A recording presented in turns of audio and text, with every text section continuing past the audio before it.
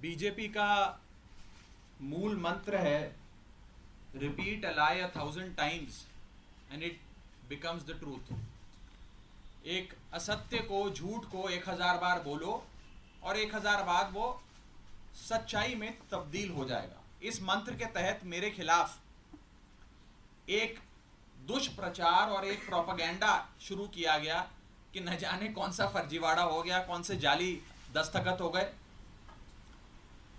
और इसी के चलते मुझे आज आपके सामने आना पड़ा दूध का दूध और पानी का पानी करने के लिए। अमूमन ये देखा जाता है जब भी किसी सदस्य के खिलाफ विशेषाधिकार समिति कोई कार्रवाई शुरू करती है, यानी कि कमिटी ऑफ प्रिविलेजेस कोई प्रोसीडिंग शुरू करती है, तो वो शख्स उस पर कोई सार्वजनिक बयान नहीं देता, कोई पब्लिक स्टेटमेंट नहीं देता है। लेकिन मेरे को मजबूरन आज भारतीय जनता पार्टी के झूठ का पर्दाफाश करने के लिए आपके सामने आना पड़ा, क्योंकि इतना दुष्प्रचार ये लोग कर रहे हैं। लेकिन मैं आज भी अपने बयान में ना कमिटी ऑफ प्रिविलेजेस के बारे में, ना ऑनरेबल चेयर के बारे में कोई भी बयान दूंगा। मैं सिर्फ रूल, पोजीशन और सच्चाई आपके सामने रखूंगा। पहली चीज तो यह है कि यह रूल बुक है जिसके हिसाब से राज्यसभा चलती है। यह रूल बुक, लाल किताब, इस पे लिखा है rules of procedure and conduct of business in the council of states. इस रूल बुक में जो लिखा है वो मैं आपको बताना चाहता हूं। यह रूल बुक कहती है कि किसी भी समिति के, सिलेक्ट कमिटी के गठन के लिए आप नाम प्रस्तावित करते हैं, कोई भी सांसद नाम प्रस्तावित कर सकता है, और जिस मेंबर का नाम प्रपोज किया जाता है, प्रस्तावित किया जाता है, उस मेंबर का ना साइन चाहिए, ना उस मेंबर का सिग्नेचर चाहिए, ना उस मेंबर का रिटन कंसेंट चाहिए। यानी कि इस रूल की किताब में कहीं नहीं लिखा कि सिलेक्ट कमिटी में किसी भी शख्स का, मेंबर का नाम देने के लिए आपको उस प्रस्तावित, प्रपोज्ड मेंबर की रिटन कंसेंट या सिग्नेचर चाहिए। लेकिन एक झूठा प्रचार फैलाया गया कि फर्जीवाड़ा हो गया साइन का। मैं आपको आगे बताना चाहता हूं कि जब भी सिलेक्ट कमिटी के गठन के लिए नाम प्रस्तावित किए जाते हैं तो ना सिग्नेचर लिए जाते हैं, ना सिग्नेचर जमा किए जाते हैं, ना सिग्नेचर की जरूरत होती है। No signatures are required, no signatures are taken and no signatures are submitted. तो जब किसी का हस्ताक्षर लिया ही नहीं, जब कोई हस्ताक्षर जमा किया ही नहीं, तो यह फर्जी साइन का जो एक अफवाह फैलाई जा रही है, यह सरासर गलत, झूठ और बेबुनियाद है। और यह मैं कानून की पोजीशन के हिसाब से बता रहा हूं। और मैं आज इस मंच से बीजेपी के नेताओं को चुनौती देता हूं कि वो कागज लेकर आए मेरे सामने, show me that piece of paper जिसपे ये दस्तखत है। जब कोई दस्तखत है ही नहीं, जब सिग्नेचर होता ही नहीं, तो फर्जी सिग्नेचर की बात कहां से आ गई? मैं चुनौती देता हूं आज बीजेपी को। आप तो इतनी बड़ी पार्टी है, इतनी शक्तिशाली, इतनी ताकतवर सरकार है आपकी, वो कागज दिखाओ मुझे जहां पर हस्ताक्षर है। चुनौती देता हूं मैं आपको। अगर आप कह रहे हैं मैंने कोई कागज जमा किया है जिसमें गलत तरीके से किसी के साइन किए गए हैं, तो वो कागज लेकर आओ। मैं आपको चुनौती देता हूं आज। साथियों, मैं आपको आगे बताना चाहूंगा कि बीजेपी के अज्ञान का, उनके इग्नोरेंस का तो मेरे पास कोई इलाज नहीं है। लेकिन प्रोसेस ये होता है कि जब भी कोई विवादित, कंट्रोवर्शियल बिल सदन के भीतर आता है, तो एक समिति गठन की एक प्रक्रिया बताई गई है कि अगर कोई मेंबर चाहे कि इस बिल पर मतदान ना हो, इस बिल पर और चर्चा हो और इस बिल में क्या चेंजेस किए जाएं वो बताए जाएं, उसके लिए एक समिति का गठन किया जाता है। उस समिति में कुछ नाम प्रस्तावित किए जाते हैं, और जिस शख्स को उस समिति में नहीं रहना, वो अपना नाम विड्रॉ कर लेता है। ये प्रपोजल है, ये प्रस्ताव है, किसी को जर जबरदस्ती नहीं बिठा दिया। मैं आपको एक बहुत सरल एग्जाम्पल के माध्यम से ये समझाना चाहूंगा और आप सब वो मेरी बात समझ जाए। मान लीजिए कि मेरा जन्मदिन है, मैं अपनी जन्मदिन की दावत देता हूं, एक बर्थडे पार्टी आयोजित करता हूं। अपनी बर्थडे पार्टी में मैं 10 लोगों को न्योता देता हूं आने के लिए। 10 में से 8 लोग मेरा न्योता स्वीकार लेते हैं, आ जाते हैं। 2 लोग मेरा न्योता नहीं स्वीकारते, उल्टा मुझे कहते हैं तुम्हारी हिम्मत कैसे हुई हमें न्योता देने की, तुम्हारी हिम्मत कैसे हो गई, मजाल कैसे होगी कि तुमने हमें अपने जन्मदिन का न्योता दे दिया। ये वही बात है, मैंने तो समिति में शामिल करने के लिए न्योता दिया, कोई हस्ताक्षर थोड़ी दिया। लेकिन वो 2 लोग मुझसे खफा हो गए। मैं आपको दूसरे तरीके से समझाने का प्रयास करता हूं। आज इस प्रेस कॉन्फ्रेंस में इतने सारे पत्रकार आए हैं, मैंने अपनी पार्टी को 10 पत्रकारों का नाम प्रस्तावित किया कि इन 10 पत्रकारों को आप आज की प्रेस कॉन्फ्रेंस में बुला लीजिएगा, मैं मीडिया से संवाद करना चाहता हूं। 10 में से 8 पत्रकार आ गए, 2 पत्रकार नहीं आए, और जो 2 पत्रकार नहीं आए वो कहते हैं इनकी हिम्मत कैसे हुई हमें न्योता देने का प्रेस कॉन्फ्रेंस का। 2 पत्रकार नाराज हो गए। ये साफ तौर पे इस समस्या का एक सरल सा एग्जाम्पल है। मैं ये बात रखना चाहता हूं कि जो मेरे खिलाफ कंप्लेंट्स दर्ज हुई, जिस मामले को कमिटी ऑफ प्रिविलेजेस को रेफर करा गया, उसका ये पार्लियामेंट्री बुलेटिन है, सरकारी डॉक्यूमेंट है। मैं आज बहुत सबूत लाया हूं दिखाने के लिए आप सबको, ताकि दूध का दूध और पानी का पानी हो जाए। ये पार्लियामेंट्री बुलेटिन है जिसके तहत मेरे खिलाफ जो कंप्लेंट्स आई उसे विशेषाधिकार समिति को विचार के लिए भेजा गया। इस पूरी पार्लियामेंट्री बुलेटिन में कहीं भी फर्जीवाड़ा, फोर्जरी, फोर्ज्ड साइन, सिग्नेचर, हस्ताक्षर, किसी भी शब्द का प्रयोग नहीं किया गया। सिर्फ इतना बोला गया कि इसकी जांच करके बताइए। अगर कोई फोर्जरी होती, कोई फर्जीवाड़ा होता, सिग्नेचर शब्द का प्रयोग तो कम से कम किया गया होता इस पार्लियामेंट्री बुलेटिन में। यह सरकारी दस्तावेज है राज्यसभा सेक्रेटेरिएट का, इसमें भी कहीं जिक्र नहीं किया गया। इसलिए नहीं किया गया क्योंकि जब साइन है ही नहीं तो साइन आएंगे कहां से। लेकिन भारतीय जनता पार्टी के झूठ का मुकाबला करना आसान नहीं है, इसलिए आज आपके सामने आकर यह बात रखनी पड़ी।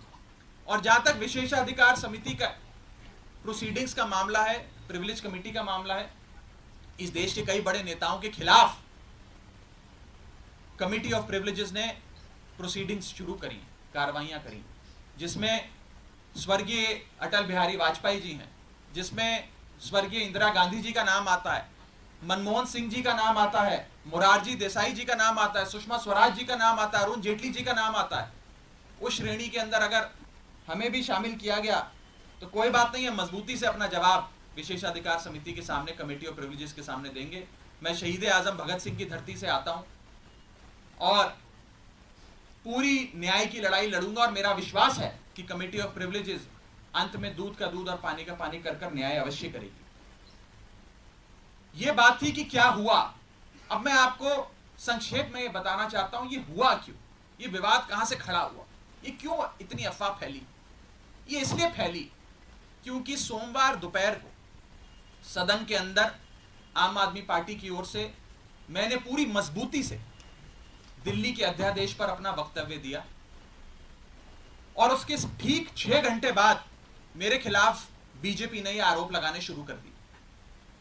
इनको दिक्कत यह नहीं है कि मैंने नाम प्रस्तावित करे, इनको प्रॉब्लम यह नहीं है कि मैंने किसी कमेटी के गठन के लिए कुछ एमपीज के नाम दे दिए। इन्हें दिक्कत यह है कि एक 34 साल के युवा ने हमें खड़े होकर ललकारा कैसे, एक युवा ने हमसे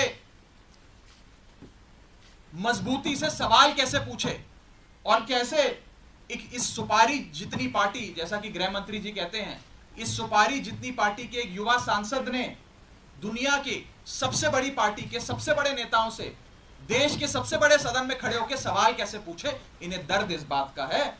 हमने अपने वक्तव्य में बीजेपी के पुराने मैनिफेस्टो दिखाकर उनके डबल स्टैंडर्ड्स को एक्सपोज किया, दिल्ली वालों के लिए न्याय मांगा, यहां तक कि लाल कृष्ण अडवाणी जी और स्वर्गीय वाजपेयी जी के लिए न्याय मांगा। यह दर्द शायद बीजेपी को सता रहा है, जिसके चलते आज वो मेरे खिलाफ कंप्लेंट्स कर रहे हैं। ये लोग मेरे पीछे पड़ गए, बीजेपी पूरी तरीके से मेरे पीछे है। मैं आपको बताना चाहूंगा कि इस हफ्ते के ये दूसरा नोटिस कमिटी ऑफ प्रिविलेजेस का मुझे आया है। It is the second time कि मुझे किसी विषय में कमिटी ऑफ प्रिविलेजेस ने नोटिस दिया हो एक ही हफ्ते में।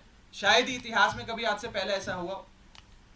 और मैं ये बताना चाहता हूं कि आज के समय हर संभव प्रयास किया जा रहा है कि विपक्ष की आवाज को दबाया जाए। जैसे राहुल गांधी जी की मेंबरशिप छीन ली, हमारे दो सांसद संजय सिंह जी, सुशील कुमार रिंकू जी, दोनों को सस्पेंड कर दिया, लीडर ऑफ ऑपोजिशन का माइक ऑफ किया जाता है।